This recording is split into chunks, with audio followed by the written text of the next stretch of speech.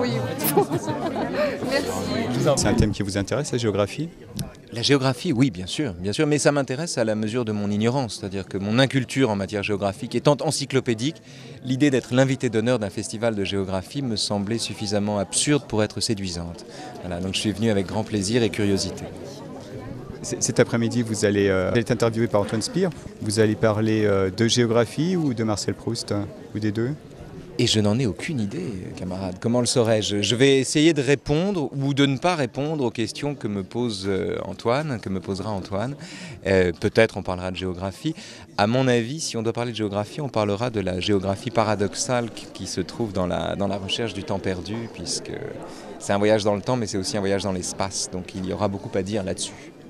Je suis tombé sur une pastèque sur un piédestal. Ah voilà, il y avait une pastèque sur un piédestal qu'on livrait à la perplexité des gens, qui restaient longtemps devant. Il y avait l'agent d'ailleurs de l'artiste en question qui répondait au portable, qui avait des demandes, etc. Donc, il y avait la pastèque sur le piédestal. Et l'hermétisme de l'œuvre s'accompagne du sentiment que cette œuvre est aisément réalisable.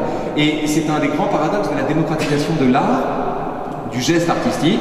Le côté vous êtes tous artistes, vous êtes tous créatifs, c'est merveilleux, c'est magnifique, s'accompagne d'un hermétisme croissant des ouvrages, des œuvres auxquelles on a affaire. Plus on peut réaliser une œuvre d'art, moins l'œuvre auquel notre liberté de créer donne le jour est elle-même accessible à un vaste public. Et c'est ce contraste doublé ensuite d'une spéculation financière sur les œuvres d'art qui, à mon avis, enfin, qui me fait penser beaucoup à... alors c'est pas Bourdieu, ce serait plutôt les Derridiens, là, mais qui me fait penser au magistère exercé par certains professeurs à coups de jargon. Vous savez, ces gens dont on se dit « j'y comprends rien, c'est que ça doit être génial ». Et vous savez qu'il y a des gens qui vivent là-dessus, qui vivent sur cette illusion-là, c'est-à-dire qui se réfugient au fond derrière un langage. Le langage en philosophie a une vocation, c'est de nous montrer le réel, c'est une technique, mais c'est aussi un refuge commode pour celui qui veut être dispensé de parler.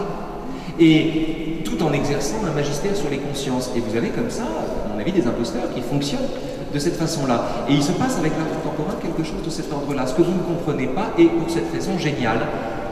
Spéculant là aussi sur l'ego de chacun. Si moi je ne comprends pas, c'est que ça doit être quand même vraiment très très intelligent.